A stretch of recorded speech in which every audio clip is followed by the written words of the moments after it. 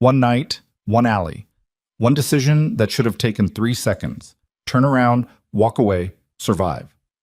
She didn't turn around. Imani Brooks knelt in the rain beside a man bleeding out on broken concrete. A man whose name alone made grown men go silent. A man who ran the most feared criminal organization in Chicago's underworld. And she pressed her hands against his wound and refused to let him die. She was a nurse with nothing left to lose. He was a monster with everything to protect. Neither of them walked away from that alley unchanged. Like this video. Drop your city in the comments. Let me see how far this story has traveled. Now stay with me, because what happened next will break you open before it puts you back together. The rain had been falling since 5 in the afternoon and showed no intention of stopping. It came down in sheets across the South Loop, hammering the tops of dumpsters and flooding the gutters with brown water that carried cigarette butts and fast food wrappers toward the storm drains. The streetlights caught the rain at a certain angle and made it look almost beautiful if you were watching from somewhere warm. Imani Brooks was not watching from somewhere warm. She was walking through it, head down, shoulders hunched inside a canvas jacket that had stopped being waterproof 2 winters ago. Her sneakers soaked through to the sock from the first puddle she'd stepped in 3 blocks back. She was walking because she had nowhere to be. That was the truth of it, plain and without ceremony. 3 weeks ago, she'd had a studio apartment on the north side with a radiator that clanked through the night and a window box where she grew mint because her mother always had. 3 weeks ago, she'd had a job, a license, a reason to set an alarm. 3 weeks ago, she was a nurse at Crestwood Medical Center with 6 years of experience, a spotless record, and the kind of quiet professional reputation that took years to build. Then she'd opened her mouth. She'd filed the report on Dr. Adrian Holloway after watching a 43-year-old patient named Gerald Sims code in room 412. A man who'd come in with manageable hypertension and left in a body bag after a prescription that made no clinical sense. Imani had checked it twice, then a third time, sitting alone in the medication room at 2 in the morning with the chart spread across her lap and a feeling in her chest like cold water rising. The dosage was wrong. The combination was wrong. She'd flagged it to her floor supervisor, who told her she was overreacting.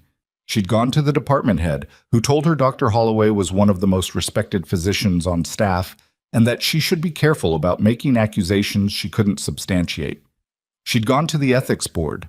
She'd lost her job 4 days later, terminated for cause. A file full of fabricated complaints that had materialized overnight like they'd been waiting in a drawer. Her nursing license was under review. Her references had gone silent. Her landlord, who happened to run a building owned by a company that happened to have a wellness contract with Crestwood, had found cause to accelerate her lease termination. 3 weeks. That's how long it took to dismantle 6 years. She was carrying her mother's medical bag because she had nowhere to store it and couldn't bring herself to leave it behind. Black leather, worn soft at the handles, with a small brass clasp that her mother's thumb had polished smooth over 30 years of use. Clara Brooks had been a home health aide who worked herself to exhaustion taking care of other people's families and never once complained about it. The bag was the only thing Imani had left from her that wasn't in a box somewhere. She carried it the way other people carried photographs. The stopwatch was in the outer pocket of the bag. Also her mother's. Old, analog, the kind with a winding stem and a second hand that moved in that particular smooth sweep that digital timers never replicated correctly. Clara had used it to count pulse rates, to time contractions, to measure the intervals between a patient's labored breaths. Imani had kept it wound out of habit. She turned down Wentworth because the awning over the Vietnamese restaurant on the corner gave her a few feet of dry ground, and she wanted to stop for a moment and think about what she was doing. The honest answer was that she wasn't doing anything. She had $46 in her pocket, a prepaid phone with 11% battery, and a general sense of forward motion that had replaced actual decision-making somewhere around the second week of sleeping on her cousin Deja's couch before that arrangement ended badly over a misunderstanding about money that wasn't really about money at all. She stood under the awning and listened to the rain and tried to work out her next move. What she heard instead was the sound of someone being hit. Not a car. Not something falling. The specific, ugly, unmistakable percussion of a fist making contact with a face, followed immediately by a grunt of impact, and then a lower sound, a heavy body against a brick wall. The alley to her left ran between the restaurant and a shuttered laundromat. It was narrow enough that she could see most of it from the street. Two men, big, both in dark clothing, one holding something she couldn't immediately identify as a weapon, the other gripping a third man by the collar and pulling his arm up behind his back in a way that was going to dislocate something if it continued. The third man was the one against the wall. She could see his profile: sharp jaw, dark hair wet and plastered flat, dress shirt torn at the shoulder. He was bleeding from somewhere on his left side. She could see the dark stain spreading through the fabric even in the poor light. He was also, despite being outnumbered and injured, not making any of the sounds a person makes when they are afraid. Amani stood very still and watched and told herself firmly to keep walking. She did not keep walking. What happened next took less than 8 seconds. The man with the weapon raised it. She saw now it was a telescoping baton, and brought it down in a short, practiced arc aimed at the base of the injured man's neck. What happened instead? The injured man dropped his chin, tucked his right shoulder, took the blow on muscle rather than spine, pivoted on his back foot, and drove the heel of his hand directly into the nose of the man holding his arm. The crack of cartilage was audible from where Amani stood. The grip on his arm disappeared. In the same continuous motion, the injured man caught the baton on the downswing and reversed its direction into the first attacker's ribs. Both men went down. Not out. They were up again within seconds. But something had shifted in the geometry of the alley. Some calculation that Imani couldn't articulate, but clearly both attackers could feel. The injured man stood very still with the baton hanging from his right hand and said something in Korean, low and without inflection, and whatever he said, it worked. The two men backed toward the far end of the alley, one of them holding his face, and then they were gone, swallowed by the rain and the dark. The man stood alone for a moment, then his left knee buckled. He caught himself against the brick wall with one hand, and that was when Amani saw the full extent of the blood. His shirt was soaked through on the left side. He'd been cut, something long and deep from the way the fabric was hanging, or he'd been shot. She couldn't tell from here. What she could tell was that he was losing significant blood and that his body's compensatory mechanisms were starting to fail. The knee buckle was the tell. That was the moment when blood pressure dropped below what the brain could sustain, while also supporting full motor function. She had already taken 4 steps into the alley before she consciously decided to do it. "Hey!" Her voice came out steady, which surprised her. "I need you to stay upright." He turned his head. In the dim light from the street behind her, she could see his face properly for the first time. Mid-30s, she guessed, with the kind of bone structure that read as severity even relaxed, a jaw that was tight with pain.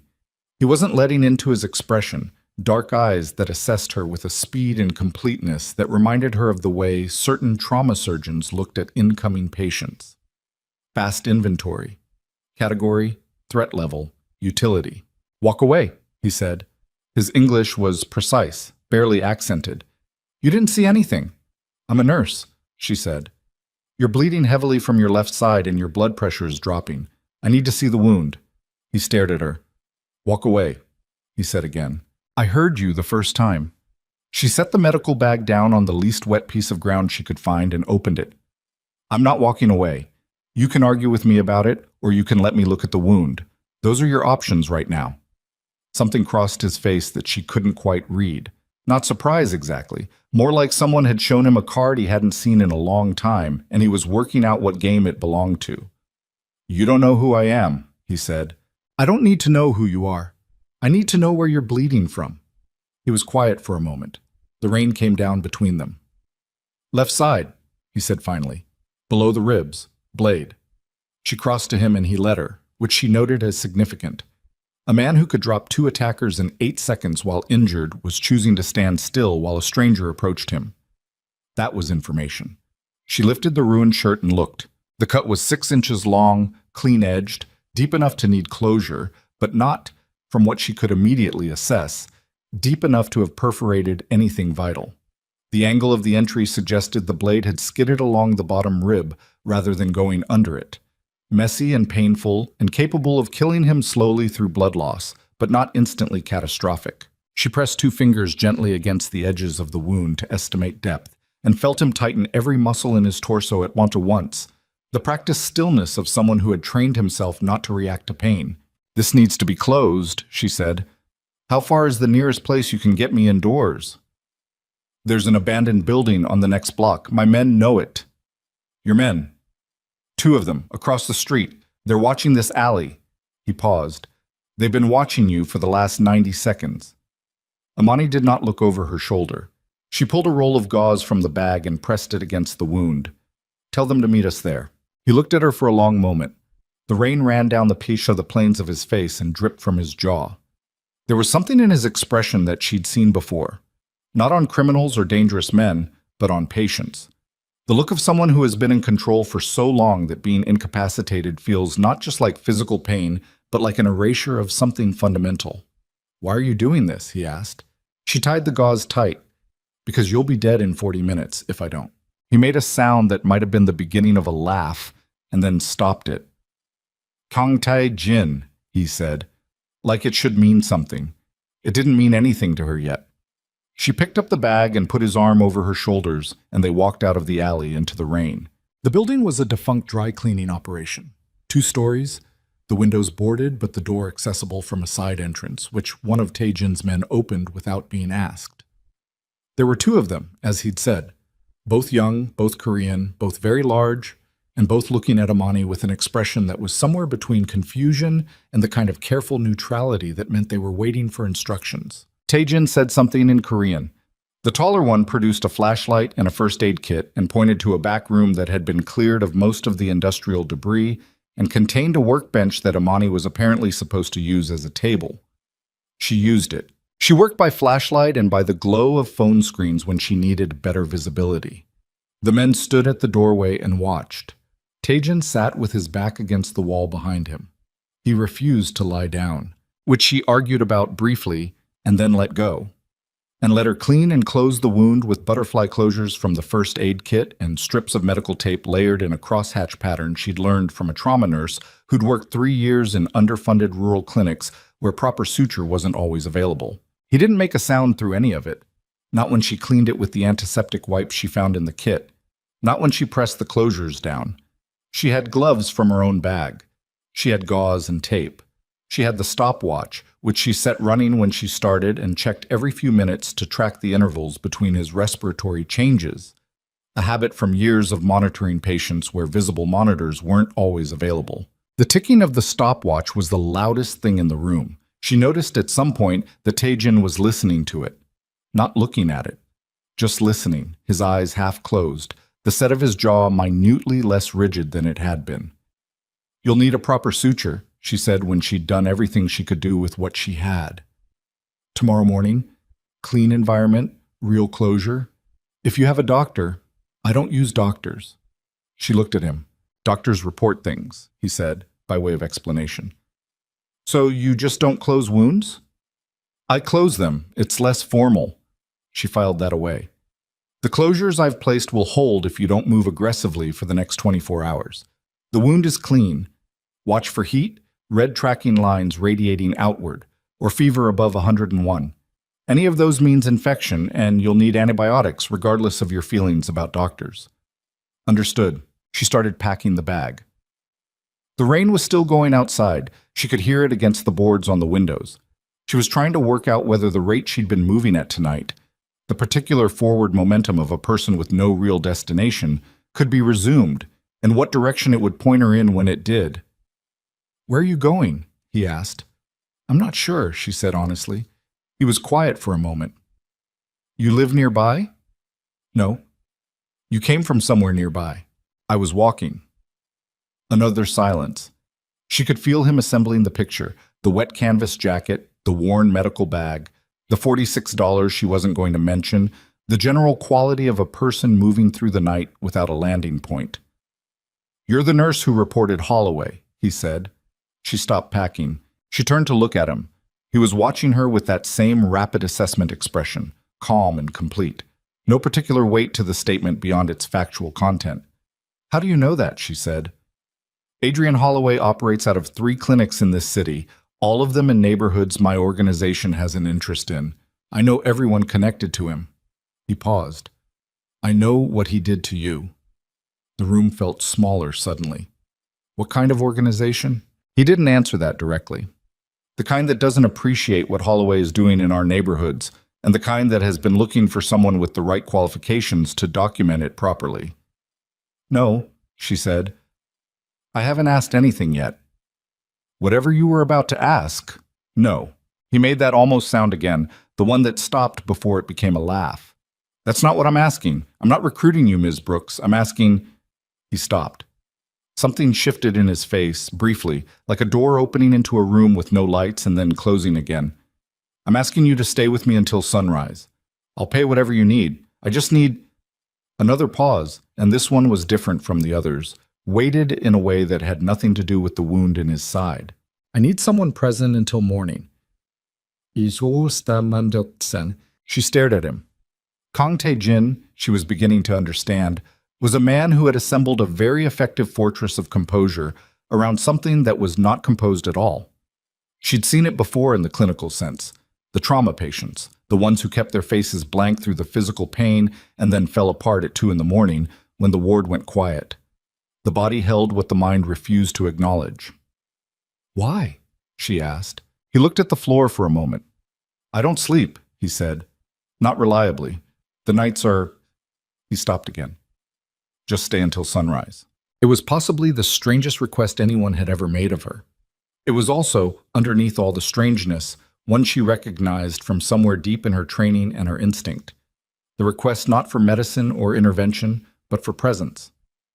For another breathing body in the room. For the specific, irrational comfort of not being alone while the dark went on. She sat back down on the overturned crate she'd been using as a stool. Sunrise, she said, and then I need to know what you know about Holloway. He looked at her, and this time the almost laugh completed itself, briefly, quiet. Deal. That was the beginning.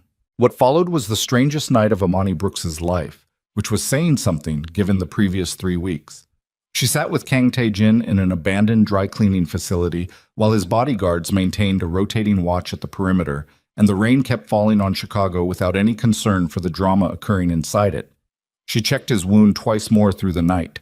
She asked him questions he mostly declined to answer, and he asked her questions she partially declined to answer, and somewhere in the middle of the night they reached a kind of equilibrium that neither of them had a clean name for. She set the stopwatch on the workbench between them. The ticking moved through the room at its steady pace, and somewhere around 4 a.m. Tae-jin closed his eyes, and the lines around his mouth, the ones that read not as cruelty, but as something older and more interior, like a scar on a nerve, smoothed out by a degree that was barely visible, but that Amani caught because she was watching. He slept for 40 minutes. When he woke, he was immediately present, immediately guarded, immediately checking the room.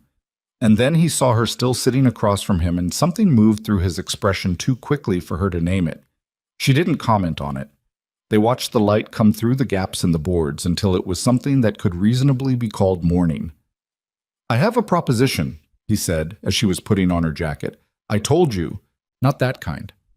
He was standing now, moving carefully but upright, the wound holding as she'd said it would. I have a penthouse. It has more rooms than I use. You would have your own space, your own entrance if you wanted it, and no obligations to anything except being available when I need medical attention. I pay you a fair rate. You stay as long as you choose. I'm not going to work for a criminal organization. I'm not asking you to work for the organization. I'm asking you to be my nurse. She looked at him for a long time. There are conditions. Name them. I remain solely your nurse. I have no involvement in anything you do outside of that. I have my own room, my own schedule, my own freedom to leave at any time. Agreed? And you tell me what you know about Holloway. All of it. He held her gaze. That one we negotiate. She picked up her mother's bag. Outside, the rain had finally stopped. The city was doing what cities do in the early morning after a storm. That particular washed clean quality to the light, the smell of wet concrete, and something almost fresh underneath it. I'll think about it, she said. While you're thinking, he said, there's nowhere you have to be and you're out of money. She stopped. He said it without cruelty, without satisfaction, just clean factual statement, the same register he'd used for everything else. It was somehow the most devastating version of it. My car is outside, he said.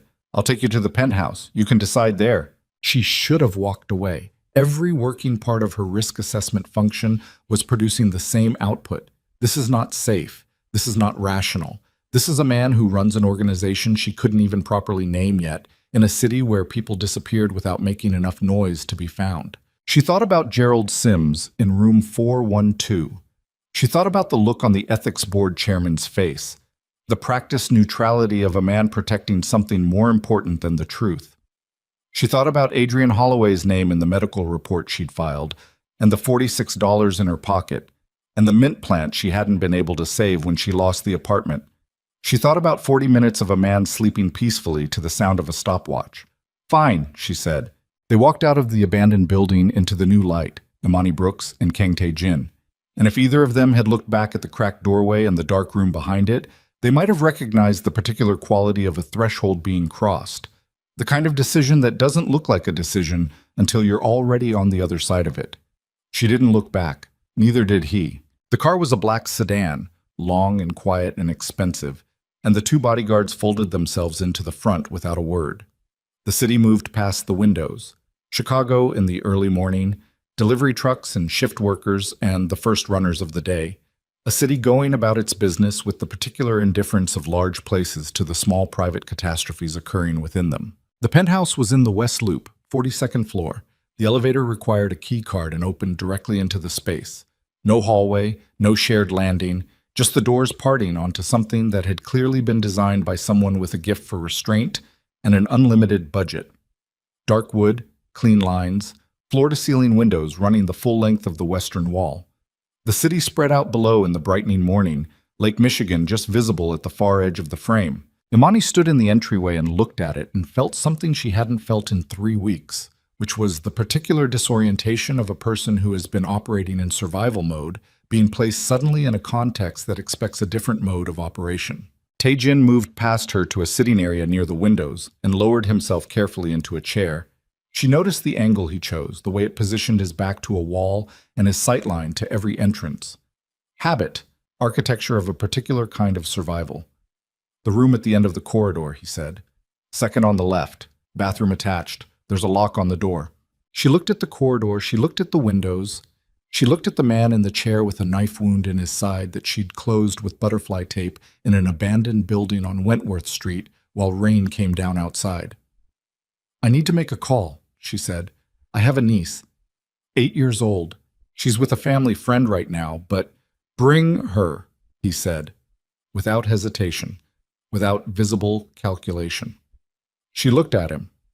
"There's a room adjacent to yours," he said. "It's empty. She's a child." "I know what she is." Something in his voice shifted.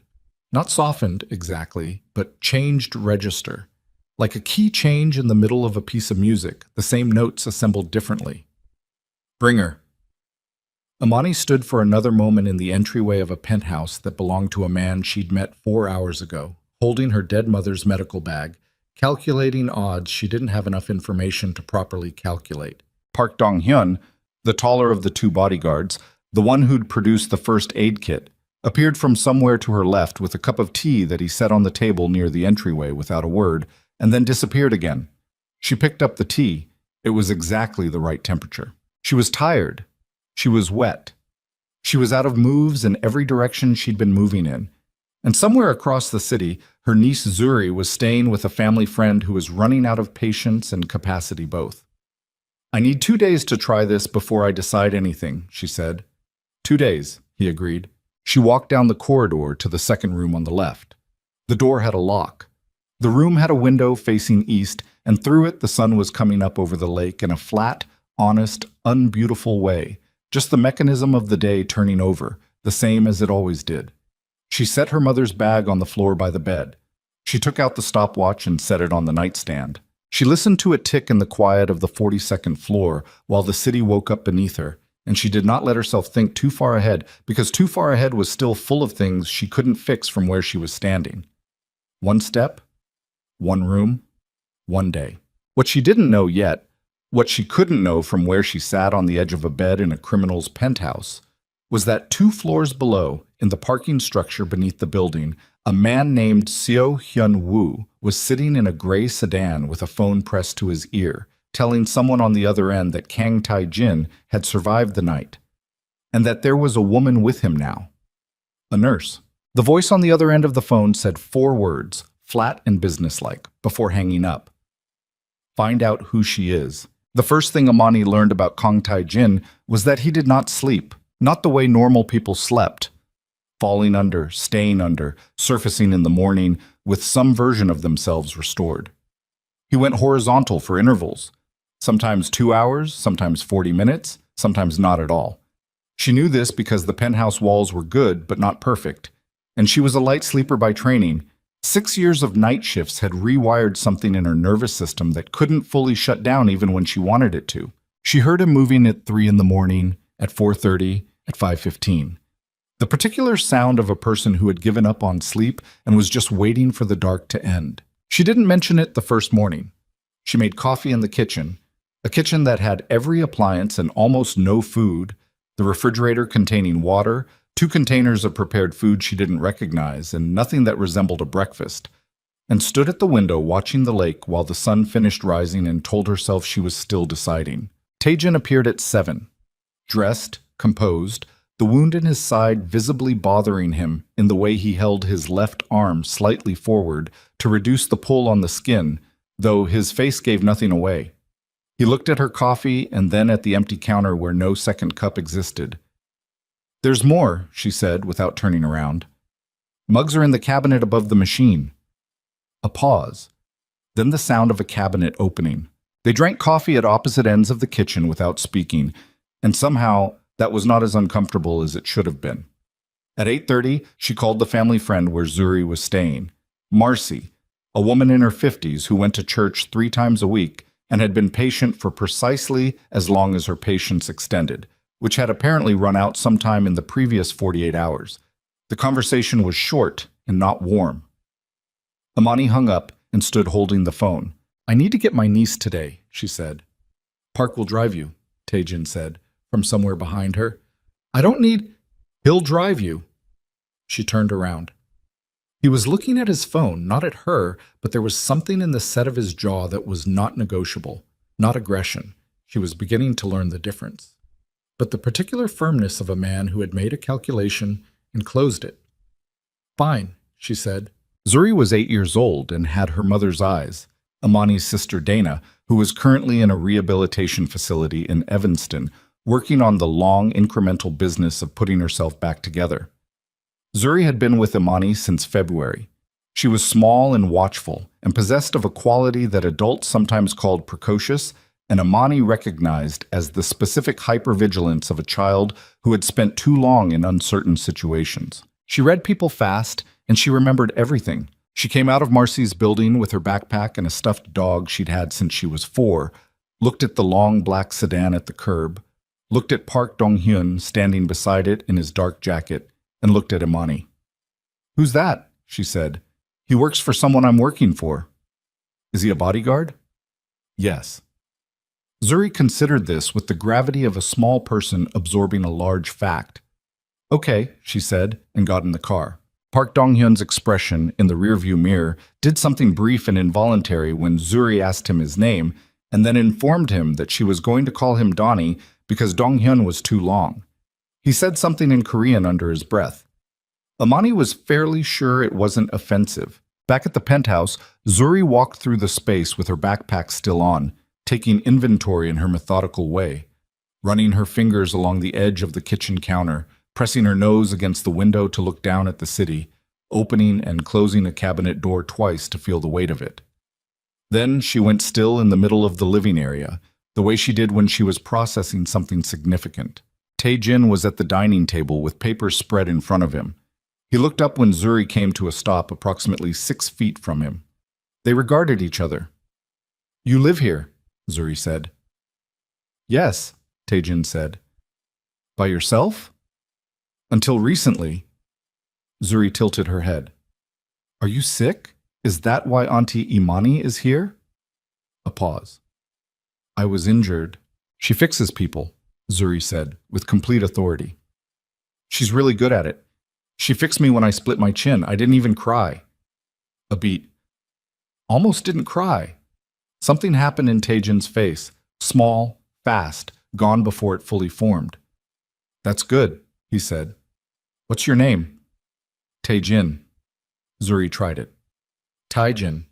She seemed satisfied. I'm Zuri. You have a lot of space and not very much stuff. That's kind of weird. She wandered off toward the corridor before he could respond. Imani from the kitchen doorway watched Tae-jin watch Zuri disappear down the hallway. She couldn't name what was in his face. It wasn't warmth exactly, or not only that. It was something closer to shock. The expression of a person who has been maintaining a landscape very carefully and has just had a small, unpredictable element introduced that doesn't conform to any existing category. She went back to making lunch and didn't say anything about it. The 2 weeks that followed established a pattern that none of them would have predicted, and all of them adjusted to without discussion. Imani checked Tae-jin's wound twice daily, documented her observations in a notebook she kept in the medical bag, and monitored his vital signs with a portable cuff she'd requested and received without question, along with a restocked first aid supply that suggested someone in the organization understood what adequately equipped meant. She maintained her conditions. She did not ask about business. She did not engage with the men who came and went through the penthouse at various hours. She stayed in the lane she'd defined. Tae-jin, for his part, maintained a distance that was respectful to the point of formality. He answered her medical questions directly and completely. He ate the food she started making, actual food, bought in an actual grocery run that Park drove her to, without comment, which she eventually understood was the equivalent of significant praise. He did not ask personal questions. What he did, with increasing frequency, was sit in the same room where she was working, not near her, not in any way that demanded acknowledgement. He would arrive with his laptop or his papers and occupy a chair on the far side of the space, and she would continue whatever she was doing, reading, cooking, helping Zuri with homework, and neither of them would make anything of it. But she noticed the pattern. She also noticed that on the night she was up late and had the stopwatch out, she wound it before bed, a habit so old it was automatic. Tae-jin slept longer. She did not bring this up. She was not sure what she would say. It was Zuri who broke the careful architecture of not discussing things. 11 days in, a Wednesday, Imani came back from a run to find Zuri and Tae-jin at the dining table with a deck of cards spread between them. Tae-jin was holding his hand with the focused concentration of a man who had decided that losing to an 8-year-old was a legitimate competitive scenario. Zuri was explaining the rules of a game she had clearly invented. You can't just change the rules, Tae-jin said. I'm not changing them, Zuri said. I forgot to tell you this part. It was always a rule. It was not always a rule. I forgot to tell you. That's the same thing as changing it. Zuri put down her cards. Do you want to win or not? I want to play by consistent rules. This is consistent. The rule is consistent. You just didn't know about it before because I forgot to tell you. She picked her cards back up with the serene confidence of someone who considers the matter closed. Imani stood in the entryway and did not announce herself for a moment. Something about the scene required a few extra seconds to absorb. The specific reality of Kang Tae-jin, a man whose name apparently made people go quiet, being methodically out-argued by her niece over a made-up card game. When she came in, Tae-jin looked up and his expression reset, and she caught the exact millisecond when the thing that had been in his face while he was talking to Zuri, something almost unguarded, almost approaching ease, smoothed back into the default composure. The door closed. She pretended not to have seen it. She went to the kitchen. Zuri followed her 3 minutes later. He's sad, she said, without preamble, pulling herself up onto the kitchen counter. Off the counter, Imani said. Zuri got down. He's sad, she said again. He's private. That too. But also sad. Like the sad that doesn't go away. The kind you can feel from across the room. She picked up an orange from the fruit bowl and turned it in her hands. Like when Mama was bad but pretending she wasn't. Imani stopped slicing. She turned to look at Zuri. 8 years old, and she was making diagnoses that would take most adults years of careful observation to reach. Yeah, Imani said. I know. What happened to him? I don't know yet. Which was true, but incomplete. She knew something had happened. The shape of his sleeplessness, the specific quality of his vigilance. It didn't read as the background occupational paranoia of a man in his position. It read as grief wearing the clothes of control.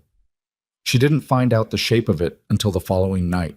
She'd been awake at 2 in the morning her body still running on the old shift schedule, waking at intervals whether she needed to or not, when she heard something from the main living area. Not movement, a sound. Low, involuntary, the kind of sound a person makes when they have stopped being able to contain something. She got up. He was at the window, standing with one hand against the glass, facing the city, his back to the room. She could see his reflection dimly in the glass, eyes open, jaw tight, the breathing off in a way that she recognized clinically as the edge of a panic response. She didn't ask if he was okay. It was obvious he wasn't. "Sit down," she said. He didn't move for a moment. Then he turned, and in the low ambient light from the city below, she could see that his face had dropped the composure entirely. What was underneath it was rawer than she'd expected. Older looking. He sat. She went to get the stopwatch from her room, came back, set it on the table between them the way she had in the abandoned dry cleaning facility, and sat down across from him. He looked at the stopwatch. He looked at her. "Min Seok," he said. Just the name, like it had weight enough on its own that nothing needed to be attached to it. "Who is he?" she said. A long silence. The stopwatch counted through it. "My brother," he said. "Younger by 4 years. He stopped. 3 years ago. There was an assassination attempt, meant for me." His voice was level, the way voices are level when the person using them has told a story so many times in their own head that the telling of it has worn smooth. "He was in the wrong place because he was always wherever I was. He wouldn't—" Another stop. "He wouldn't stay back. He was always—" He shook his head once, a small tight motion. She didn't fill the silence. "He died before the ambulance arrived," Taejin said. "I was holding him." He looked at the stopwatch. His pulse. "I kept counting it. Even after. It's a stupid thing to— I just kept counting." She understood then why the stopwatch affected him the way it did. The sound of seconds being measured. The specific auditory texture of time being tracked. He hadn't told her. He'd never said a word about it. But his nervous system had recognized something and responded to it before his conscious mind could make the argument against it. "That's not stupid," she said. He looked at her. "Counting is what we do when we can't do anything else," she said. "It's not stupid. It's just what's left." He was quiet for a moment. The city moved below them, indifferent, bright. "I haven't slept longer than 2 hours since," he said. "Not once, not until—" He stopped. "Not until the alley," she said. He didn't confirm it. He didn't have to. She sat with him until 4 in the morning, not talking for most of it, the stopwatch between them marking the time with its steady small sound. At 4, he fell asleep in the chair. She put a blanket over him from the couch. She didn't overthink it. It was a clinical decision. Elevated stress depletes core temperature. And went back to her room. She lay in the dark and looked at the ceiling and felt the particular discomfort of a person who has received information that changes the shape of something. She was still his nurse. She was still here under her own conditions. Nothing about that had changed.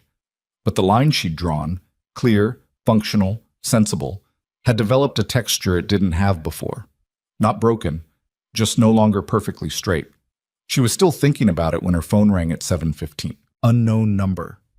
She almost let it go to voicemail. Then something made her answer. Miss Brooks. Male voice, smooth in the practiced way of men accustomed to managing conversations. "My name isn't important. What's important is that you're in a position that could become very dangerous for you. I'd like to discuss your options before that happens." She sat up. "How did you get this number?" "I get a lot of things," the voice said. "That's the point I'm making. You're visible now. You've attached yourself to a man with significant enemies, and those enemies are now asking questions about you. I'd like to propose an arrangement that protects your interests." "What kind of arrangement?" "Simple. You tell me what you observe in that penthouse. His health, his schedule, his state of mind. Nothing complicated. In exchange, I can make your nursing license situation go away. Full reinstatement, clean record, no review, no hearing. You go back to your life." Her mouth was dry. "Who are you?" "Someone who knows exactly what Dr. Holloway cost you," the voice said, "and who has the ability to either compensate you for it or make things significantly worse. Your choice, Ms. Brooks. I'll give you 24 hours. The line went dead. She sat on the edge of the bed holding the phone, and the stopwatch ticked on the nightstand beside her. and she thought about her nursing license and Zuri and her mother's voice telling her that the right thing and the easy thing were never in the same room at the same time. She thought about Tae-jin asleep in the chair with a blanket she'd put over him at 4 in the morning. She thought about the voice on the phone knowing her number, knowing where she was, knowing what she'd lost. She was still sitting there when she heard, from somewhere in the building's service corridor, 2 quick sounds that her nervous system identified before her brain caught up. The distinct mechanical double click of a door latch being manipulated from outside by someone who didn't have a key but knew what they were doing. Someone was inside the building who shouldn't be. She moved before she finished the thought. Not toward the sound, away from it, down the corridor, 3 steps to Zuri's door, opening it without knocking and crossing to the bed in the dark and putting her hand over Zuri's mouth before the child could make a sound. Zuri's eyes opened. Imani held 1 finger to her lips. 8 years old and already trained by life to understand that certain kinds of silence were not optional.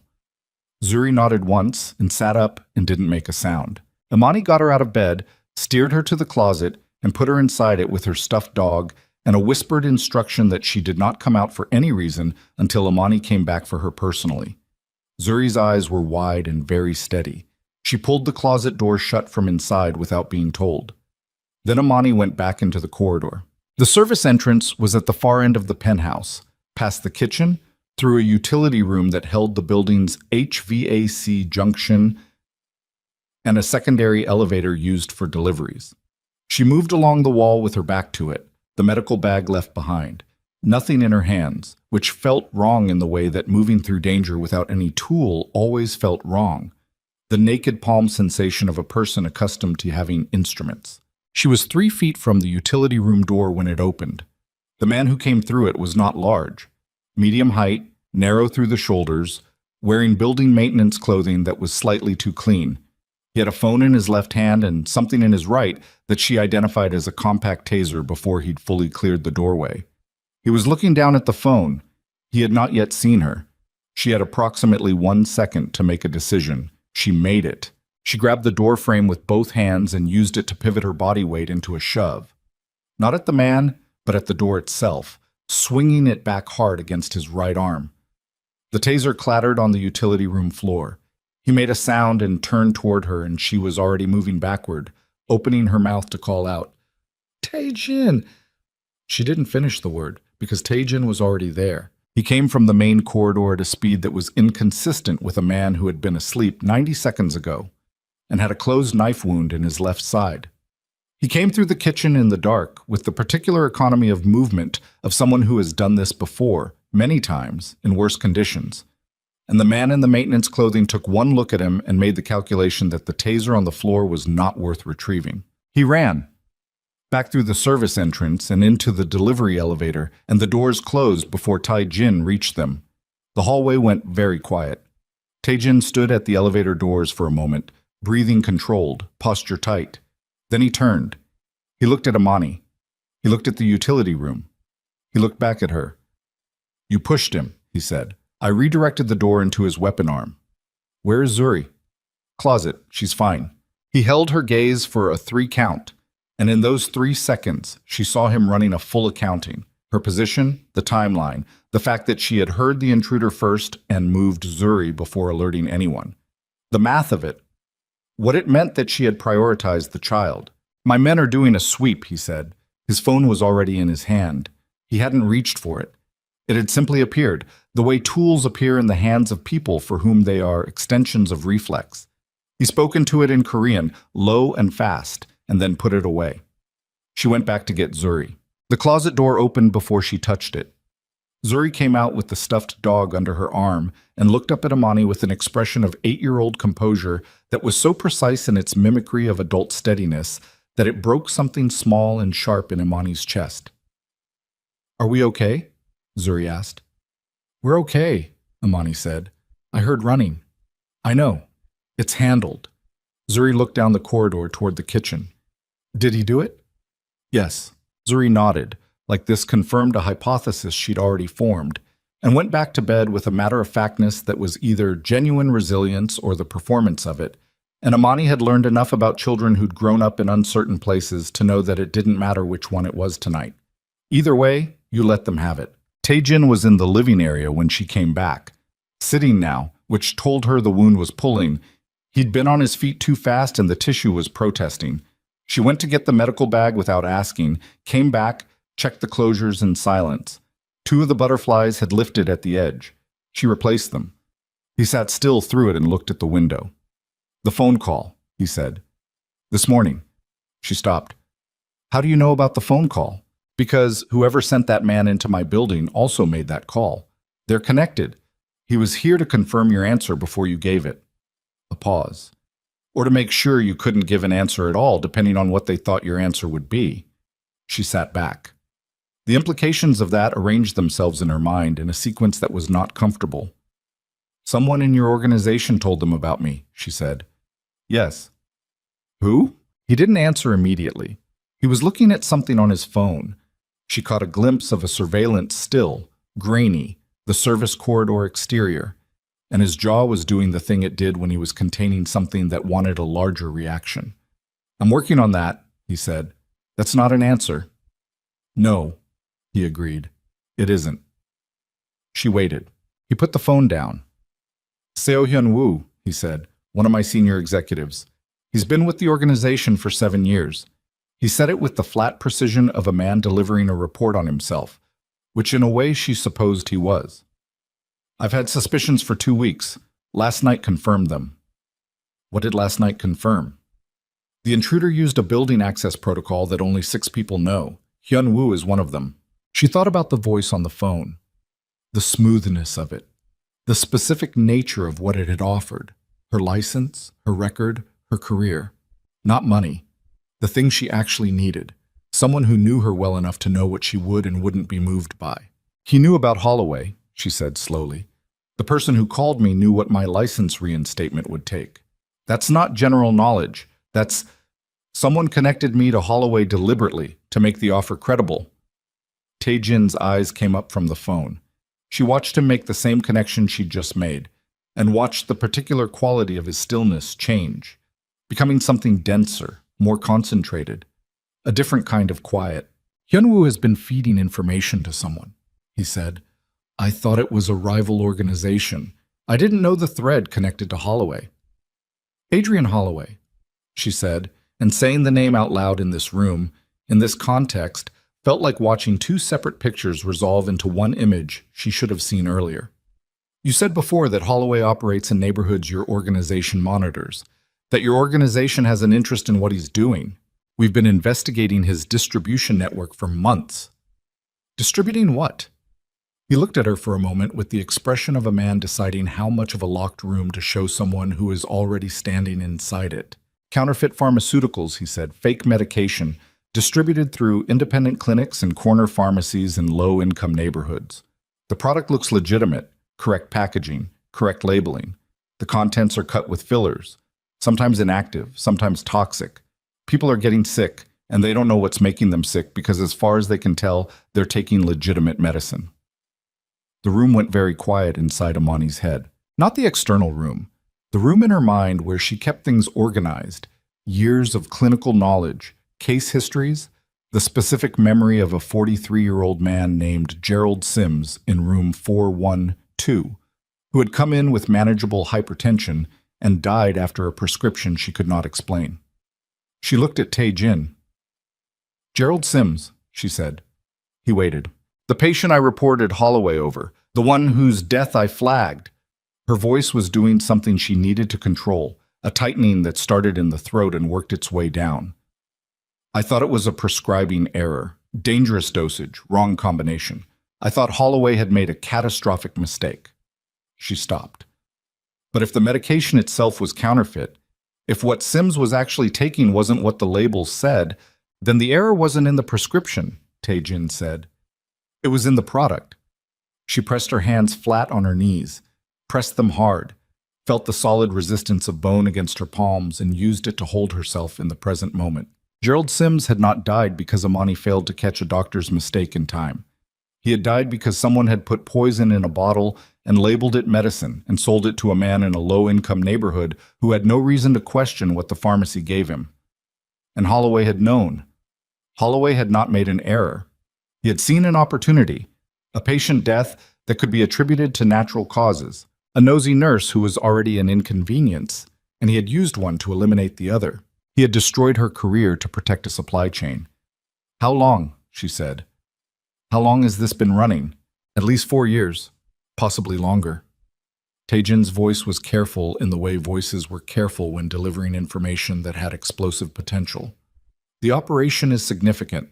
Multiple distribution points, multiple clinic contacts, structured to look like normal pharmaceutical supply irregularities. The kind of thing that looks like paperwork errors until someone is specifically looking for it. And your organization was looking for it. My organization has rules, no drug trafficking, no counterfeit medicine. Those aren't... He paused.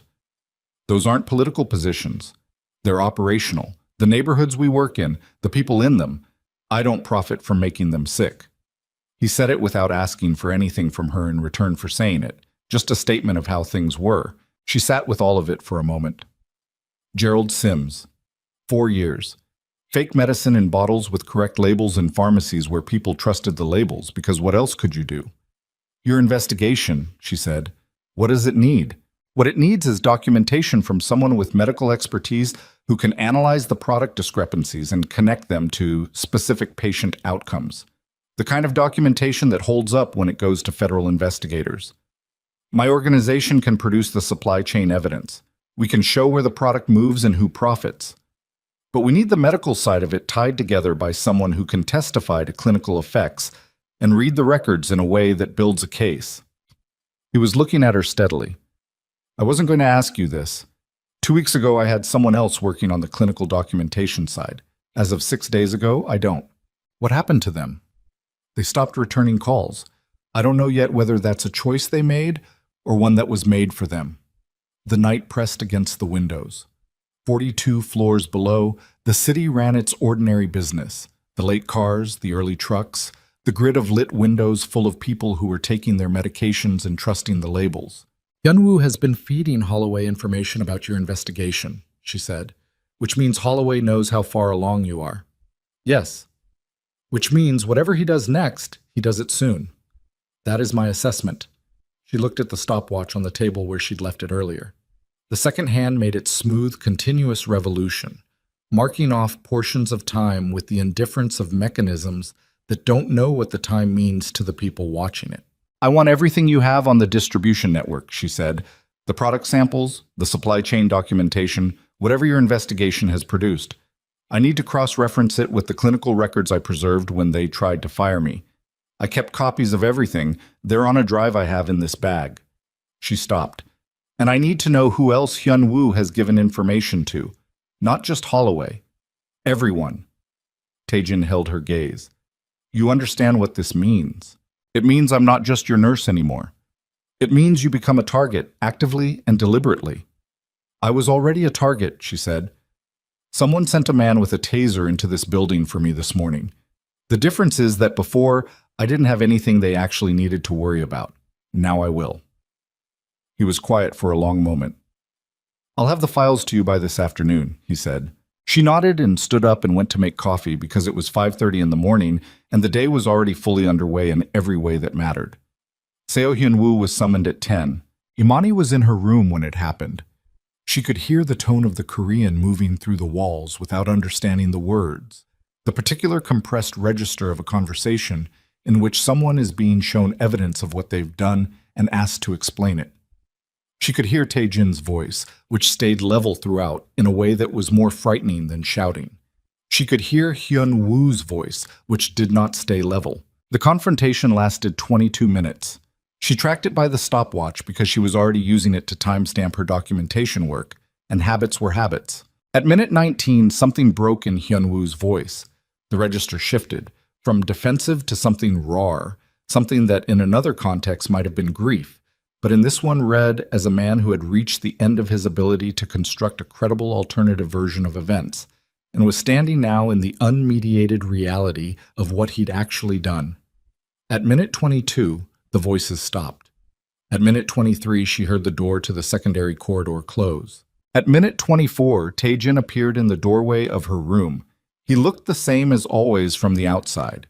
She had learned to read the interior indicators, the slight tension in the left hand, the way his breathing was almost imperceptibly elevated, the quality of stillness that was a shade more effortful than usual. He confirmed everything, Taejin said. Holloway approached him 14 months ago. He's been providing operational intelligence in exchange for a restructuring arrangement. Holloway's organization promised Hyun-woo a leadership position once my organization's investigation was shut down. Shut down how? First, by discrediting the investigation through misinformation. If that failed, he stopped. If that failed, she repeated.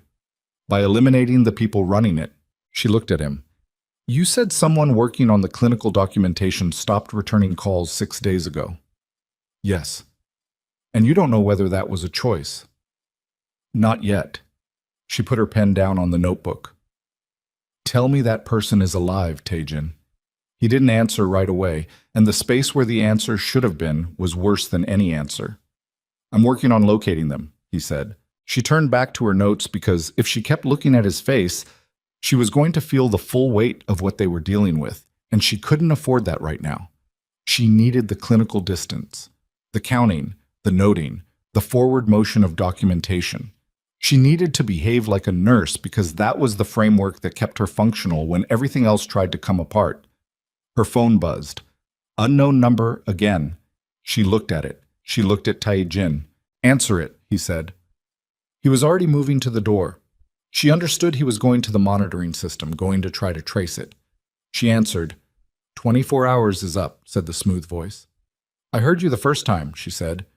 My answer is no. A pause. Unhurried. The pause of a man who has prepared for both answers. That's unfortunate, he said, because your niece's school enrollment records are now in my possession. We know where she goes every day. We know her route. Another pause. This isn't a threat, Ms. Brooks. I want to be clear about that. It's information. What you do with information is always a choice. She kept her voice completely flat. If anything happens to that child, there is no version of this where you stay safe. I want to be clear about that. That sounds like the beginning of a negotiation. I'm pleased. It's not a negotiation. It's the last conversation we have on this number. She hung up. Her hands were steady. She was aware of them being steady in the way a person is aware of performing a function correctly under evaluation.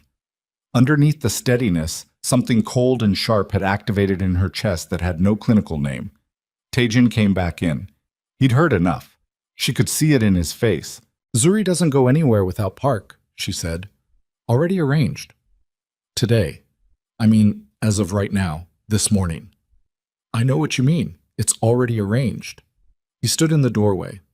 Outside the windows, the day was overcast, gray-white, the lake invisible under the cloud cover. They're accelerating. They wouldn't have made contact again unless they were moving on a timeline. What's the timeline?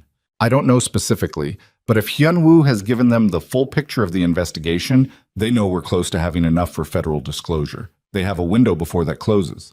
He paused. It's not a large window. She picked up her pen. Then we work faster. She went back to the documentation. Taejin remained in the doorway for a moment, and she could feel him watching her work. The specific quality of attention of someone who is recalibrating something they thought they understood. She was still working at 7 that evening when Park knocked and brought food without being asked, setting it on the edge of the desk with the careful deliberateness of a large man handling something breakable. She ate without stopping the documentation. The files Taejin had delivered that afternoon were extensive. Supply chain logistics, product movement records, intercepted communications, financial transfers that mapped the anatomy of the fake pharmaceutical network across 6 neighborhoods in Chicago's south and west sides. And there, in a financial transfer record from 22 months ago, she found a name she recognized. Not Holloway, not Hyun-woo, not anyone connected to Taejin's organization. A name from Crestwood Medical Center. A name from the Ethics Board, the chairman who had looked at her with his practiced neutrality when she filed the report on Holloway. The man whose expression she had read as the professional distance of someone managing a delicate institutional situation. His name was on a payment record, a consulting fee, routed through 2 shell companies, arriving from an account she could now trace back to Holloway's pharmaceutical distribution network. The Ethics Board chairman had been on Holloway's payroll when he closed down her report. The whole thing, her termination, the fabricated complaints file, the accelerated lease, None of it had been reactive. None of it had been Holloway panicking after an unexpected accusation. It had been managed, coordinated. The ethics board chairman had received payment 19 days before she filed the report, which meant they had known she was going to file before she filed it. Someone at Crestwood had told Holloway she was watching him. She sat back in the chair and looked at the ceiling and let the full architecture of it settle over her. How long this had been running, how many people were inside it, how completely she had been outmaneuvered by a machine she hadn't known existed.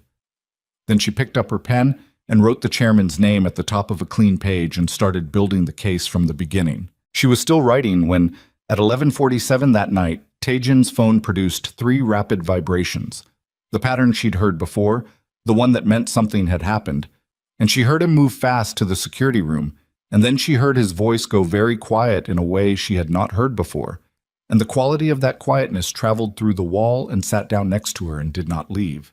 He came to her doorway 60 seconds later. She looked at his face. "They found the person working on the clinical documentation," he said. She waited. "She's alive," he said. "She's in the hospital. They found her in her car in a parking structure in Wicker Park. She'd been there for 3 days. Imani was already standing. "Which hospital?" "Northwestern, but—" He stopped. He was choosing his next words with the precision of a man who knew what they would do. "Imani, they did it to send a message to me. They knew I would find her. They left her where she could be found."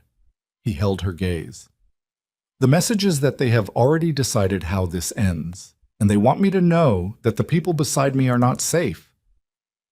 The room was very still.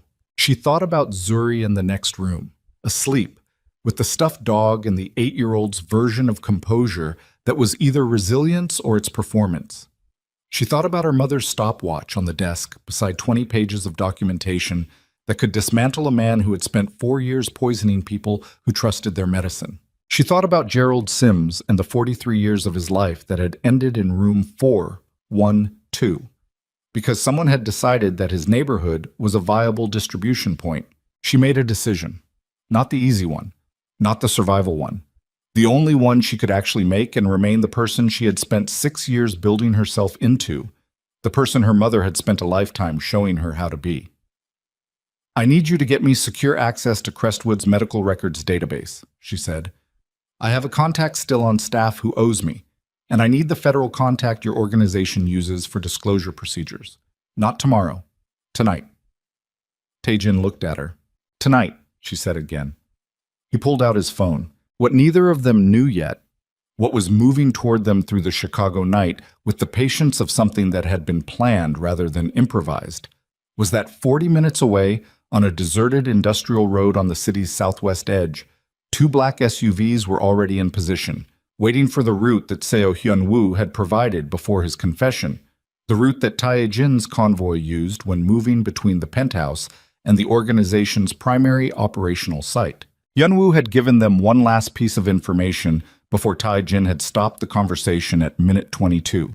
He had given them the route for tomorrow night. They worked through the night. Imani's contact at Crestwood was a charge nurse named Felicia, who had watched the whole situation unfold from the inside, and had said nothing publicly because she had a daughter in college and a mortgage and a very clear understanding of what happened to people who said things at Crestwood without institutional backing. She said plenty privately to Imani in the parking lot after shifts, in careful whispered increments. When Imani called her at midnight, she picked up on the second ring. "I knew you'd call eventually," Felicia said. "I need access to the records database.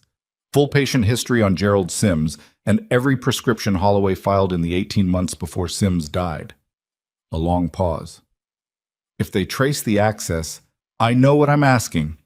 Another pause. Longer. Imani heard Felicia exhale, the particular sound of a person releasing something they've been holding too long. "Give me 20 minutes, Felicia said. The access credentials came through in 17.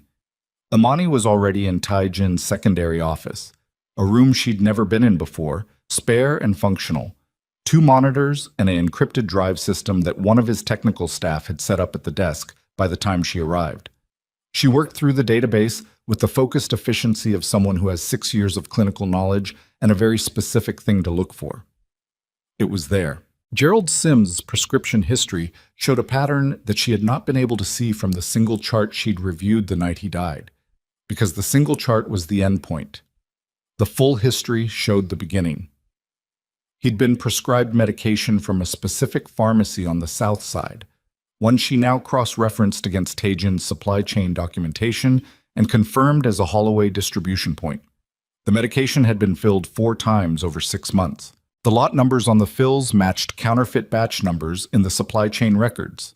The active compound concentrations in those batches, according to the lab analysis Taejin's organization had commissioned, were at levels that, in combination with Sims's existing cardiac condition, would produce exactly the outcome that had occurred in room 412.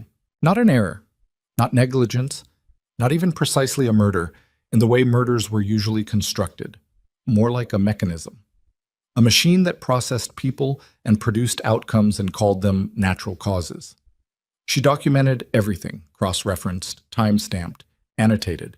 She built the clinical argument with the same precision she'd used for 6 years building charts that could survive a legal challenge, because that was exactly what this needed to do.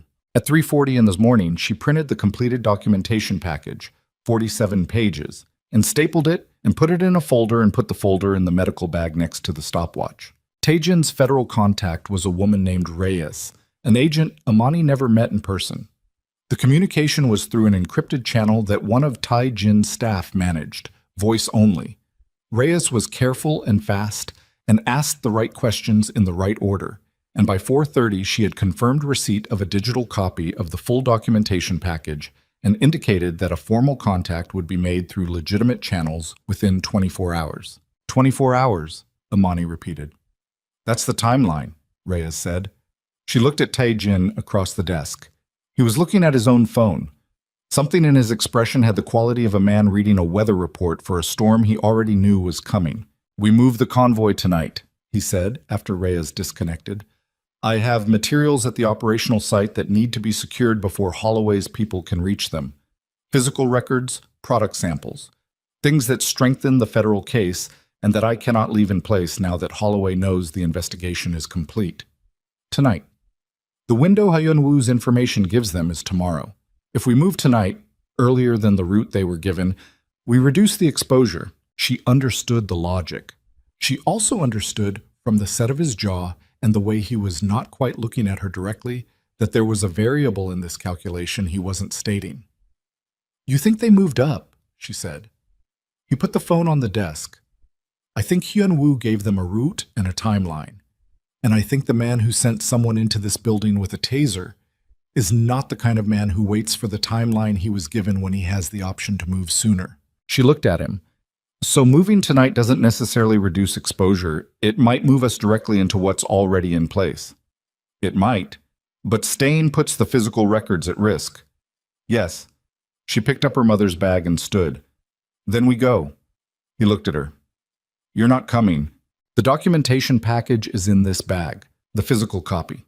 If something happens to you on that road and the federal contact falls through, I am the chain of custody. I stay with the documentation. You stay here with Zuri. Park stays with Zuri. He doesn't leave this building. That's the condition. She held his gaze. Park stays with Zuri. I come with you. The argument lasted 4 minutes. She won it not by force, but by the simple arithmetic of the situation. She was right about the chain of custody, and he was precise enough in his thinking to recognize when a counterargument was losing. He stopped making the counterargument. That was how she knew. They left at 5:15 in the morning. Still dark. The kind of dark that late October produced in Chicago. Not the soft dark of summer nights, but a dense, cold, purposeful dark that pressed against the car windows and made the streetlights look isolated and thin. Park stayed. Amani had gone to Zuri's room before leaving and stood in the doorway looking at her niece sleeping with the stuffed dog tucked against her side. And the particular quality of a sleeping child. The absolute uncalculating trust of it, the body giving itself over to rest because the world is supposed to be safe enough to allow that, moved through her like something physical. She did not wake her. She pulled the door close and went down to the car. The convoy was 3 vehicles. Taejin's sedan in the center, a lead car ahead, a follow car behind. 5 men total aside from herself and Taejin. Park Dong-hyun's absence from the convoy was visible in the adjusted positioning. He was the best of them, and everyone in the cars knew it, and nobody said anything about it because Amani's condition was not negotiable, and Tae-jin had not negotiated it. She sat in the back seat beside Tae-jin. The medical bag was on the seat beside her, not the floor. Small decision. Instinct. The industrial road was 20 minutes from the penthouse, a southwest route through a section of the city that the development boom had not yet reached. Warehouses, rail yards, stretches of fence, and concrete that in the dark looked like the skeleton of something that had never fully become whatever it was meant to be. Tae-jin was on the phone for the first 15 minutes, coordinating. She watched the city move past the windows and tracked the route in her head the way she tracked routes in unfamiliar hospitals, mentally noting the turns, the landmarks, the locations of what she'd need if something went wrong. Something went wrong at minute 17. The lead car's brake lights came on hard and suddenly, and the driver of Tae-jin's sedan reacted a half-second later, and Amani was pressed forward against the seatbelt before she fully registered what was happening. Through the windshield, she saw the lead car at an angle, had clipped something, or been forced, and beyond it, across the industrial road, two sets of headlights positioned perpendicular to their route. Not moving, placed. Down, Tae-jin said. To her. Flat.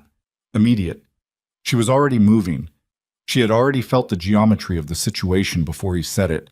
The angles of the headlights, the position of the vehicles, the industrial fencing on both sides of the road removing lateral escape. This was not a collision. This was a box. The sound that followed was the sound she had spent her life on the other side of.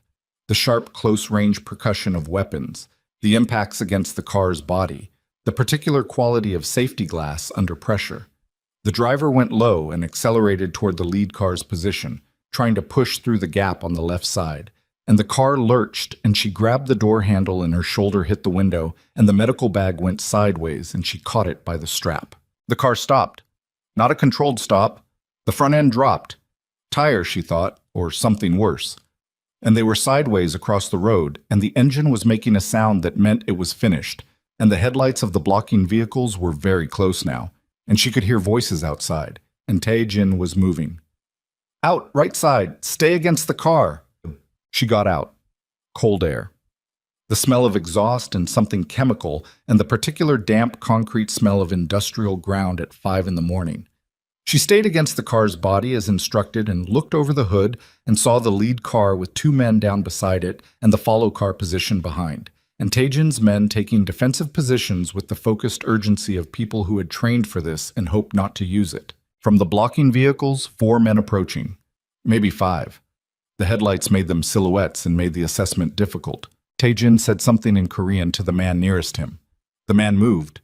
Tae-jin moved in the opposite direction, which put him on the left side of the car, the exposed side, the side facing the approaching silhouettes, and she watched him do it and understood.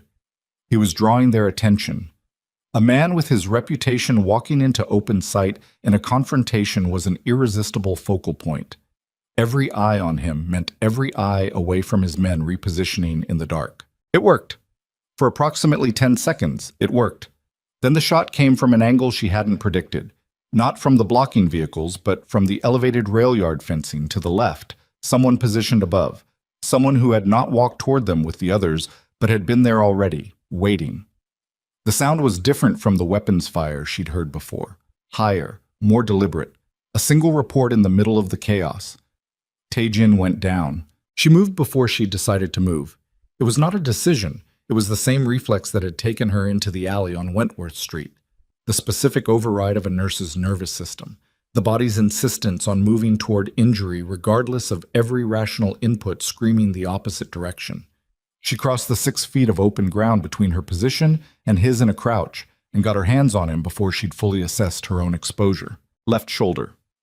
Entry wound, lateral aspect, she cataloged immediately and without ceremony because cataloging was the thing that stood between her and the fear that would make her useless.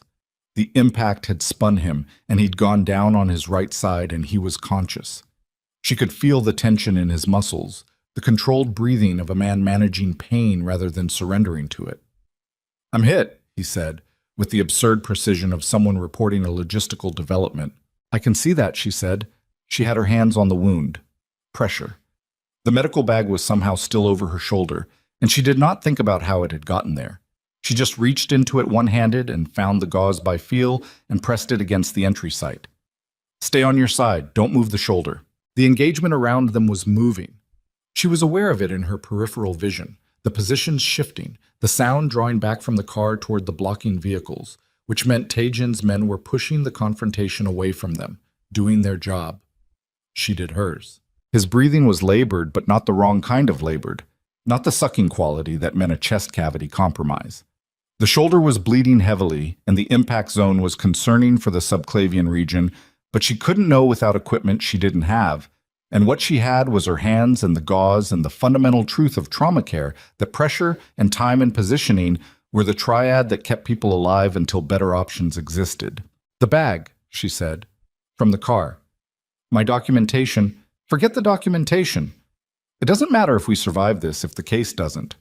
She looked at him directly. Where is it? He looked at her for 1 second with an expression she had no category for and would think about later when she had time to think. Then he said, Follow car. Driver's seat. I had a copy made. She filed that. She kept the pressure on the wound and scanned the road. The blocking vehicles were at odd angles now. One of them had been moved, or had moved, and the headlights had shifted, and through the new configuration she could see that the engagement had reduced.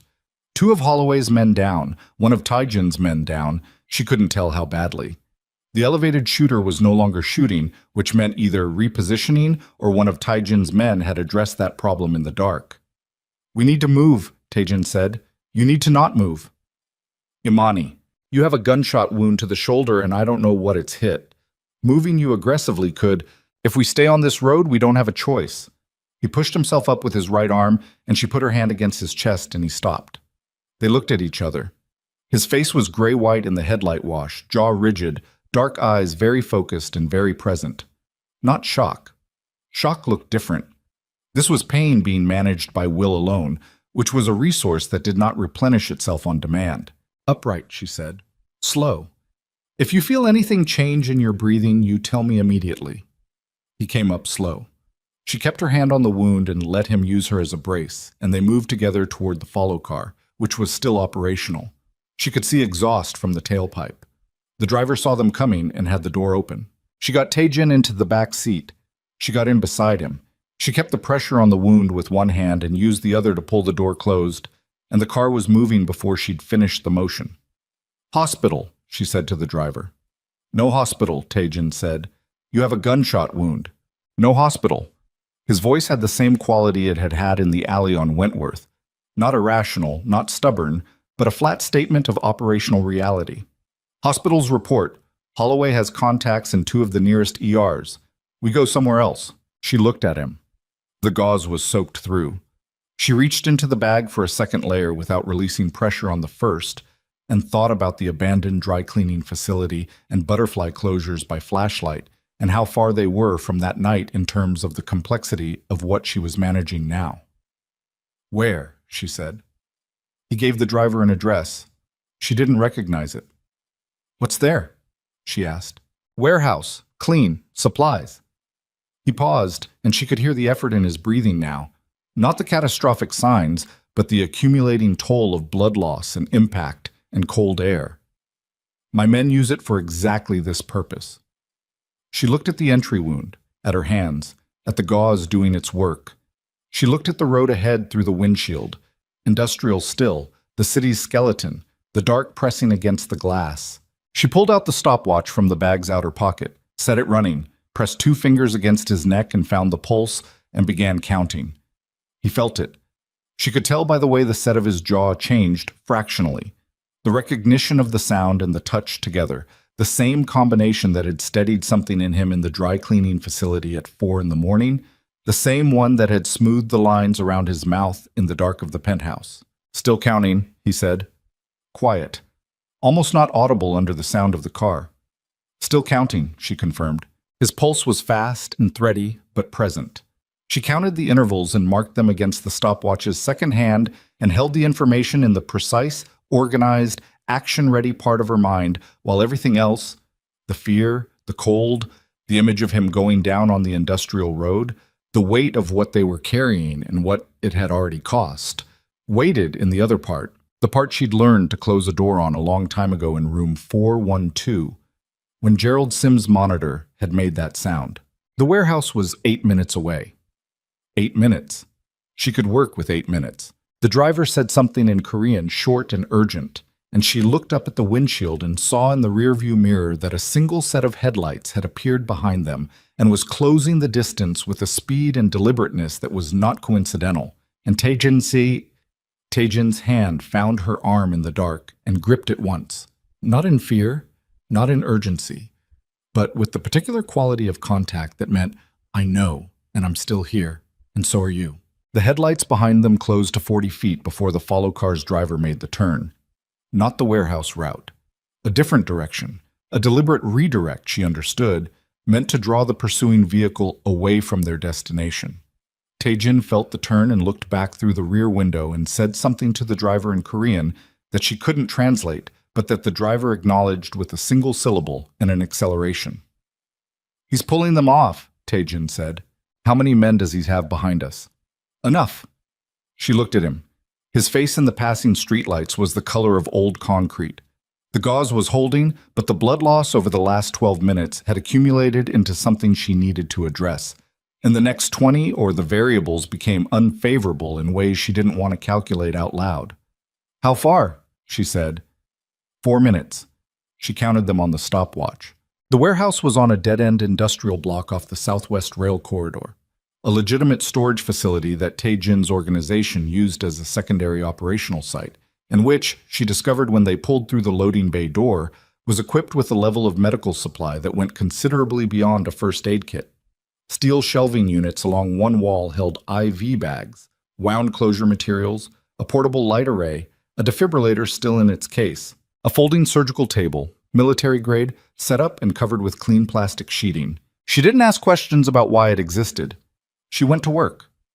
The driver helped her get Taejin onto the table.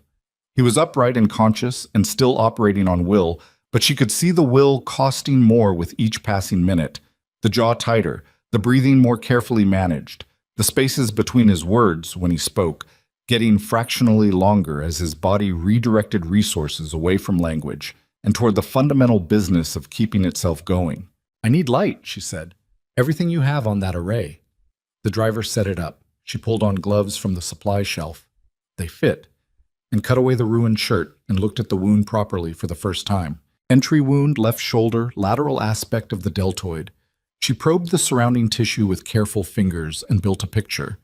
The trajectory had gone through muscle, had not hit the clavicle or the acromion, had not, and this was the finding that released something locked in her chest, had not perforated the chest cavity. No pneumothorax, no hemothorax. The breathing irregularity she'd been monitoring was pain-related, not structural.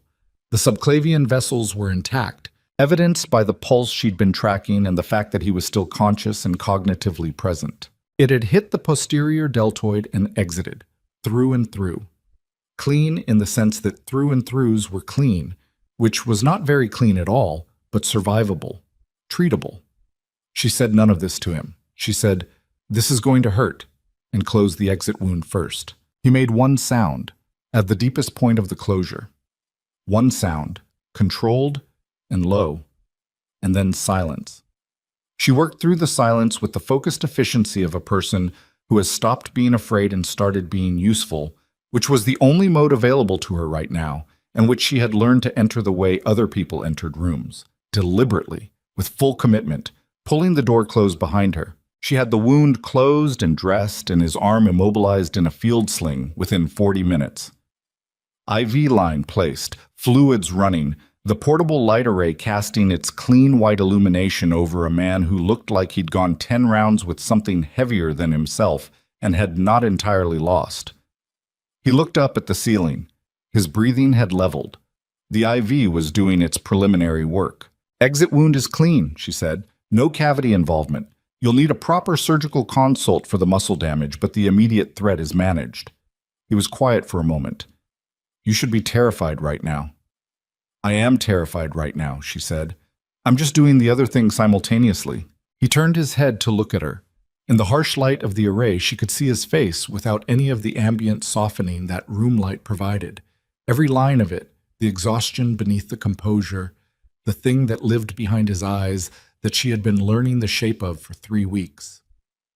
Min Seok would have liked you, he said. She held that carefully, the way you held something that might break. Tell me about him, she said. Not as clinical redirection, not as management, because she wanted to know, and this seemed like the moment when wanting to know was something she could admit. He looked back at the ceiling. Younger than me by 4 years. He didn't belong in the life I built. He knew that. I knew it. He stayed anyway. A pause. He said once that somebody had to keep an eye on me, that somebody had to be the person who remembered what I was before all of this. He stopped. He was the only one who still knew what that was. She didn't say anything. The IV dripped. The warehouse held its industrial silence around them. I kept counting his pulse, Taejin said. After. In the car. On the way to... I kept my fingers on his wrist even when the count was gone. I don't know why. Because letting go felt like the last death, she said. The one after the first one. He looked at her. My mother, she said. In the hospital. I held her hand for 2 hours after. Nobody asked me to leave. I think they understood. She looked at the stopwatch in her free hand, the one not monitoring his IV line. She used this to time everything, pulse rates, contractions. She said counting was how you proved that time was still moving, that the world was still continuing even when it didn't feel like it. She was right, he said. She was usually right. It was irritating. Something in his face moved. Not the almost laugh she'd seen before, but something quieter and more complete. Something that had come from further down. Her phone rang at 6:47 in the morning. Agent Reyes, calling from a number that was now, apparently, no longer encrypted channel only. We moved up the timeline, Reyes said. Your documentation package plus the supply chain materials your contact transmitted overnight. We had enough to move on Holloway at 4 this morning. He's in federal custody. Clinics are being processed. We have arrest warrants out for 11 additional individuals, including... A brief pause, the sound of paper. A Richard Calloway, listed as chairman of the Ethics and Compliance Board at Crestwood Medical Center. Imani sat with that for a moment. Richard Calloway's face, the practiced neutrality, the careful management of his expression during her complaint hearing, rearranged itself in the new context, like a painting that meant one thing from one angle and another thing entirely from another. The nursing license review, she said, will be closed, Reyes said. We're working with the state licensing board this morning. Given the documented interference in the original complaint process, the review is considered compromised at source. Reinstatement proceedings are being initiated. You should have formal confirmation within 72 hours. She was silent long enough that Reyes said, Miss Brooks? I'm here, she said. Thank you. She put the phone down and looked at Taejin. He had heard enough of it from her side to read the shape of it. He was watching her with an expression she didn't immediately have a name for. Not satisfaction, not vindication. Something older and more interior than either of those. The expression of a man who has spent considerable resources on something because it was right and is now watching it land correctly, and discovering that correct landings feel less triumphant and more simply necessary than he'd anticipated. Holloway, she said. I know. Calloway. I know. She looked at the stopwatch. She looked at the IV line. She looked at the warehouse ceiling and the industrial morning light starting to come through the high windows, the particular gray-white of a Chicago dawn that promised nothing about the weather but showed up anyway. I need to call Park, she said. I need to hear Zuri's voice. Use my phone, he said. Better signal.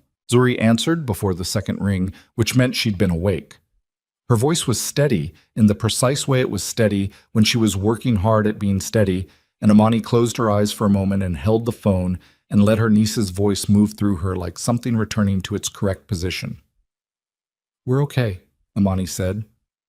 Both of us. I'll be back soon. I made Park teach me to say good morning in Korean, Zuri said.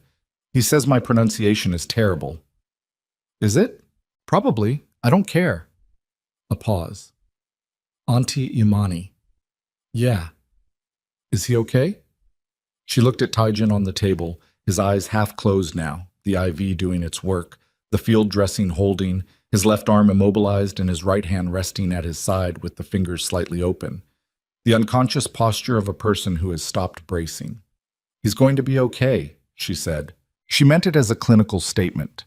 It was also something else, and she knew it, and she let it be both things at once because she was tired of maintaining the careful separations. They stayed in the warehouse until 8:30, when a man arrived who Tae-jin addressed as Dr. Lim, and who examined the wound with the professional efficiency of someone who had done this in worse places under worse conditions, and said that the field closure was clean and the IV management was correct, and that someone had done competent work under pressure, looking at Imani when he said it with the specific, unglamorous respect of one medical professional acknowledging another. She accepted it with a nod and started breaking down the supply setup because her hands needed something to do while her nervous system began its slow, grinding process of standing down from the preceding 12 hours. The drive back to the penthouse was quiet. Tae-jin sat beside her in the car with his arm in the sling and his eyes forward, and the city had fully woken up around them. The morning traffic, the school buses, the delivery trucks, and the coffee shop lines and all the ordinary machinery of a city that had no idea what had moved through its southwest industrial corridor in the hours before dawn. She thought about Gerald Sims, about a 43-year-old man who had gone to a pharmacy and trusted what they gave him and had come into Crestwood on a Tuesday with manageable hypertension and left in a body bag on a Thursday. She thought about the pharmacies in the South Side neighborhoods where the counterfeit product had moved for 4 years, and all the people who had taken their medication and felt worse and assumed that was just what worse felt like, because that was what you assumed when you had no reason to question the bottle. She thought about all of that and felt the weight of it settle into its permanent location, the place in a nurse's interior architecture where certain things lived because they had to live somewhere, and this was the place you built for them, solid enough to hold the weight, separate enough that it didn't collapse the rest of the structure. She had done what she could do. She had done it completely. That was all there was. Zuri was in the entryway when they arrived, parked behind her with the controlled expression of a man who had successfully maintained professional composure throughout a night that clearly tested it. Zuri looked at Tae-jin's sling and his pallor, and the general evidence of a person who had encountered something serious and come through it, and she did the 8-year-old inventory, the quick top-to-bottom assessment, and then she looked at Imani. "You fixed him again," she said. "I fixed him again," Imani confirmed. Zuri turned to Tae-jin. "Does it hurt?" "Yes," he said, which was, Imani noted, not the answer he would have given 3 weeks ago. 3 weeks ago, he would have said something that was technically not a lie, but was the linguistic equivalent of a closed door. This was just the truth, offered without architecture around it. Zuri considered this. "Auntie Imani can give you something for it," she said. "She's really good at that part, too." She paused. "I'll get you water. You should drink water." She disappeared toward the kitchen with the authority of someone who has identified a task and is executing it. Tae-jin watched her go, and the thing that moved through his face this time did not close before it fully formed. It stayed, brief, unguarded, the expression of a man feeling something he had categorized as permanently unavailable, discovering that the categorization was wrong. She saw it. She didn't say anything about it. Some things you let happen without narrating them. The weeks that followed moved differently from the weeks that had preceded them. The adrenaline architecture of crisis, once dismantled, left a different quality of space, quieter, more ordinary. The days structured around the actual substance of living in a place rather than the contingency planning of surviving it. Imani's reinstatement confirmation arrived on a Thursday, a formal letter from the state licensing board that she read twice, standing at the kitchen counter, and then sat down and made coffee and stood at the window looking at the lake. Restored license, clean record, the review formally vacated on grounds of procedurally compromised initiation. 6 years of work returned to her in 3 paragraphs of administrative language. She called Felicia, who cried and then said she wasn't crying, and then they talked for an hour about everything that had happened and everything that would happen now at Crestwood, where the federal investigation had opened institutional fault lines that were going to take years to fully map. She started working again, not at a hospital immediately, but consulting on the federal case, providing clinical expert analysis on the patient outcome data connected to Holloway's distribution network. Reyes called her twice a week. The The case was substantial. The documentation she'd built in the warehouse office of the penthouse over 36 sleepless hours was, Reyes told her with the measured understatement of a federal agent, extremely useful. Extremely useful. She put that one next to Dr. Lim's nod in the warehouse. Tae-jin healed with the same focused efficiency he brought to everything else. PT twice a week with a physical therapist who arrived at the penthouse and said nothing about the circumstances of the injury, range of motion returning in the increments that the damaged muscle allowed, the shoulder settling into something functional if permanently changed. He would have a scar across the posterior deltoid that she had looked at during dressing changes enough times to know the exact shape of. She did not remark on it. He did not remark on it.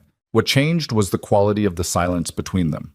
Early on, the silence had been the silence of two people maintaining careful distance. Later, it had been the silence of two people who had run out of reasons to maintain it, but hadn't yet decided what to do with the space. Now it was something else. The silence of people who had been through something together and had arrived, without formal negotiation, at a shared understanding of what the other person's presence meant. He slept. Not every night, not perfectly, not without the interruptions that 3 years of trained vigilance had written into his nervous system at a level that no circumstance could fully rewrite. But he slept. He slept with the stopwatch on the nightstand and the city below doing its indifferent city work, and the sleep was real. Not the performance of rest, but the actual thing, the mind releasing its grip on the night. She knew because she stopped hearing him in the early hours. She knew because the lines around his mouth changed. Gradual, incremental, the way all real changes happened.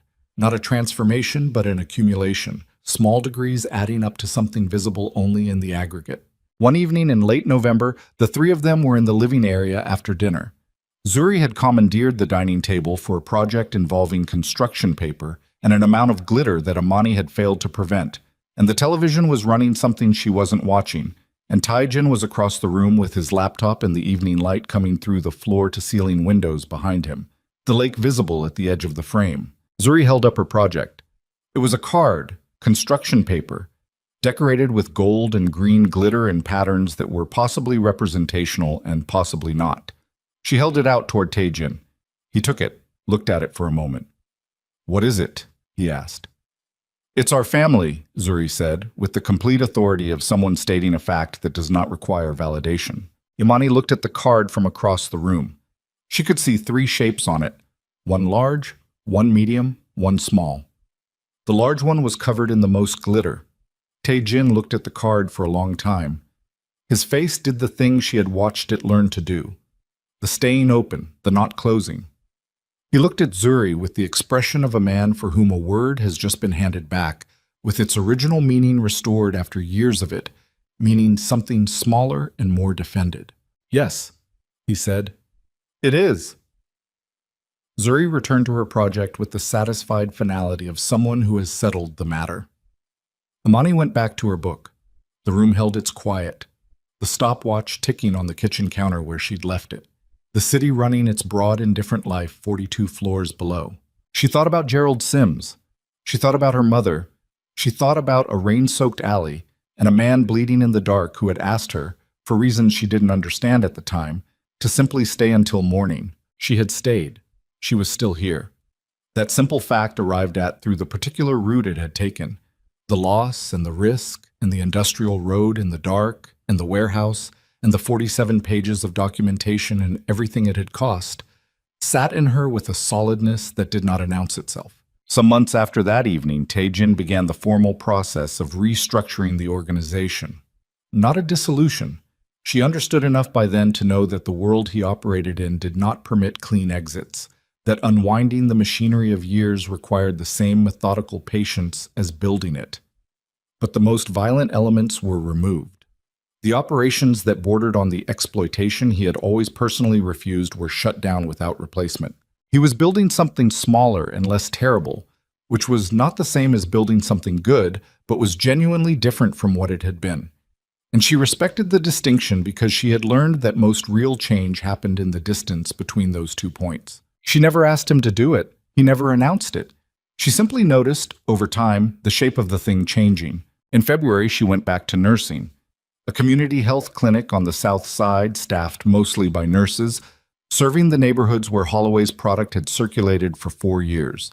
The work was demanding and underfunded, and occasionally heartbreaking in the specific way that work was heartbreaking when you understood exactly what systemic forces had produced the people sitting in your examination room. She went every day and came home at 7 and made dinner with Zuri, who was doing better in school and had developed an opinion about everything and argued her positions with the systematic tenacity of someone who had learned this from watching the adults in her life refuse to fold under pressure. Taejin was there when she came home. Not always in the same room, not always visibly present, sometimes working, sometimes out, the penthouse carrying the ordinary evidence of a person who lived in it rather than the sterile show space quality it had held when she first arrived. His jacket on the back of a chair, a book left open on the counter, the particular domestic archaeology of a person who had stopped staging their own living space. One night in March, she found the stopwatch on his nightstand instead of hers. She stood in the doorway of his room for a moment, looking at it. The second hand made its smooth, continuous revolution, marking time with the same steady indifference it had always marked it. It did not know what it meant to the people who listened to it. It was just a mechanism. The meaning was the thing you brought to it. She went to get it. She carried it back to her own room and wound it, and set it on her nightstand and lay in the dark listening to it count. Down the hall, Taejin's light was off. He was asleep. She lay there for a while in the quiet, the city below doing its city things, the lake somewhere beyond the windows moving in whatever way lakes moved in March in Chicago, cold and gray and entirely indifferent to the small human arrangements occurring above it. The stopwatch moved through its seconds with the patience of something that has been doing one thing for a long time and has found a kind of integrity in that. Her mother had used it to prove that time was still moving, that the world was still continuing even when it didn't feel like it. It was still moving. She closed her eyes. The stopwatch counted the seconds of the night, and the morning came the way mornings came. Not with triumph, not with ceremony, but with the simple, unglamorous reliability of a world that intends to continue. Light across the lake, the city assembling itself from the dark. Zuri's alarm going off down the hall, followed by Zuri's voice expressing her opinion of the alarm, followed by the sounds of an 8-year-old beginning her day with the specific, irreducible vitality of a child who has been given, however improbably, a morning worth getting up for. Imani lay there for another minute and listened to the apartment fill up with the sounds of ordinary life. Then she got up.